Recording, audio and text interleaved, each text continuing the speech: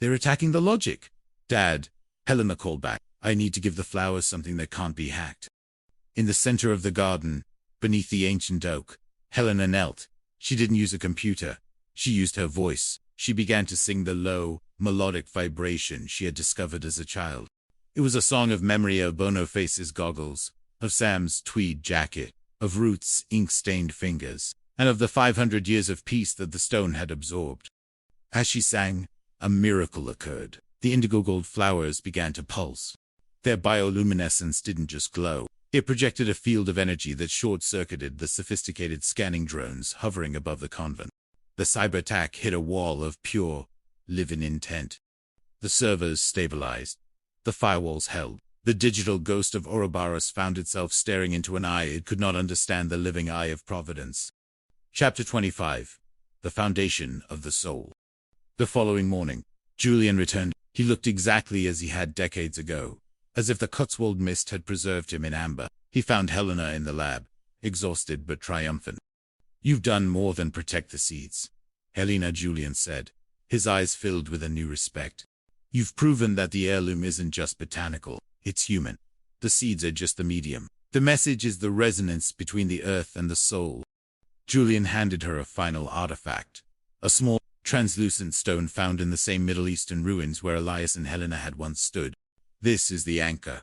It doesn't contain a code. It contains a vibration of absolute peace. Place it at the center of the north cloister. As Helena placed the anchor, the entire convent seemed to sigh.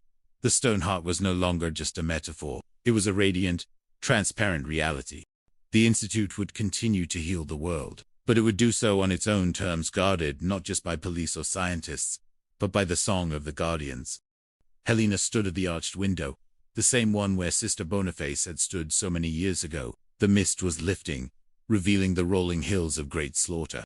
She saw her mother, Ruth, sitting in the courtyard, writing the final chapter of her memoirs. She saw her father, Sam, laughing with Felix. The foundations were not just safe, they were eternal. Chapter 26. The Resonance of Mercy.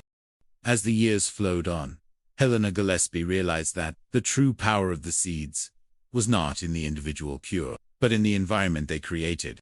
The golden pollen had fundamentally altered the ecology of Great Slaughter. The bees were stronger, the water clearer, and the people. The people seemed to find common ground more equally than ever before.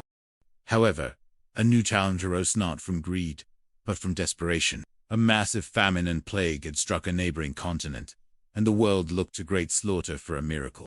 The ethical dilemma was crushing. If the Institute released the unrefined synthesis, it could be corrupted. If they withheld it, millions would die. Helena sat in the library, the anchor stone glowing softly on her desk. She remembered Sister Boniface's words, "The truth only blooms when it is shared." She made the decision that would define her legacy. She wouldn't just send medicine, she would send the song. She broadcasted the resonant frequency of the Apostles' seeds globally, a digital vibration of peace that allowed researchers in every country to grow their own indigenous versions of the medicinal flowers. It was a final blow to the corporate sharks. The world now had an heirloom of humanity. Chapter 27. The Final Leaf. The autumn of Sam and Ruth's lives was a long, gentle sunset. They had lived to see Great Slaughter become a sanctuary for the world. One quiet evening, as the lavender scent was thick in the air, Sam sat on the porch and reached for Ruth's hand. "Do you remember the day you walked into the hall with that sharp London jacket, Ruth?" Sam asked, his voice a soft rasp. "I remember the way you gasped." "Sam Gillespie," Ruth replied, a ghost of that familiar mischief in her eyes. "You looked like a man who had seen a ghost, or a headline." "I saw my life," Sam whispered. That night, Sam and Ruth passed away peacefully in their sleep, their hands still intertwined. The village didn't mourn them with silence. They celebrated them with music. Their love had been the true catalyst for the redemption of Great Slaughter, a human resonance that had anchored the divine work of the sisters. Helena stood at their grave, flanked by Felix and the sisters. She didn't feel abandoned. She felt completed. Chapter 28. The Heart of the Valley. A new quincentennial approached. The convent of St. Vincent's had transformed. The stone walls were now interwoven with the golden indigo vines of the apostle plants, creating a living cathedral that hummed with the vibration of the anchor. Sister Boniface's laboratory remained preserved as a museum of mercy. Young novices from all over the world came to study the retorts and the goggles, but mostly, they came to learn the song. Helena, now an elder of the village, walked through the cloisters. She felt the presence of all who had come before: the legendary archaeologist Helena, the brilliant chemist Boniface, the brave earl who gave everything back to God, and her own parents. "The heart is no longer stone," Helena whispered to the wind. "The spirit of the valley is home." Chapter 29. The Memory of Water. Years after the passing of her parents, Helena felt a strange pull toward the convent's ancient well, hidden deep beneath the north cloister. It was a part of St. Vincent's that even Sister Boniface had left largely untouched. Helena, guided by a recurring dream of flowing silver, commissioned a safe descent. At the bottom of the well, far below the waterline, she found a submerged chamber. It wasn't an archaeological site, it was within, a single, glowing vial was encased in the same translucent stone as the anchor.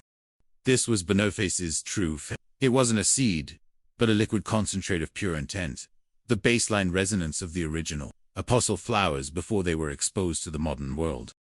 She knew, Helena realized, holding the cool vial, she knew the world would eventually create a noise so loud we would forget the song. This is the silence we need to hear. Helena integrated this silence into the Institute's global broadcast. It didn't change the medicine, but it changed the way people received it. It brought a moment of profound stillness to those in pain, allowing the body to heal not just from the drug, but from the restoration of the soul. Chapter 30. The Universal Pulse. The world was changing. The threats of corporate greed and digital sabotage had been replaced by a more existential crisis, a mental blight where humanity was losing its capacity for empathy. The Apostles' seeds, for all their biological wonder, were struggling to combat a sickness of the spirit. Helena, now in the twilight of her own career, called for a global resonant event. She asked everyone on the planet to simply stop for 1 minute at the same time and listen to the hum of the earth. As the minute began, Helena stood in the center of the living cathedral. She felt the pulse of the anchor, the silence from the well, and the collective heartbeat of billions. The indigo gold vines began to glow with a blinding white light. The apathy broke. It was like a dam burst. Across the globe, people were flooded with the memories of those they loved, the scent of their own great slaughters, and the realization that they were all part of the same stone. The miracle of St. Vincent's had finally gone universal. It was no longer a village mystery or a scientific discovery. It was the baseline of human existence. Chapter 31. The Last Alchemist. Helena spent her final days in the laboratory, tidying the test tubes one last time. She wasn't sad. She felt a profound sense of completion. She looked at the photograph of Sister Helena and Elias, the letters of Sam and Ruth, and the goggles of Boniface. She sat at the desk and wrote her final log entry. Chemistry is the language of the physical. Faith is the language of the spiritual. Resonance is the bridge. We have crossed the bridge. The lab is no longer necessary, for the world is now the sanctuary. She passed away, as the bells of St. Vincent's tolled her home. She was buried beside her parents, under a canopy of indigo gold petals that never seemed to fall. Chapter 32. The Age of the Living Cathedral. 100 years had passed since Helena Gillespie joined the ancestors. St. Vincent's was no longer a hidden jewel of the it had become the spiritual and scientific capital of a planet that had finally learned to breathe.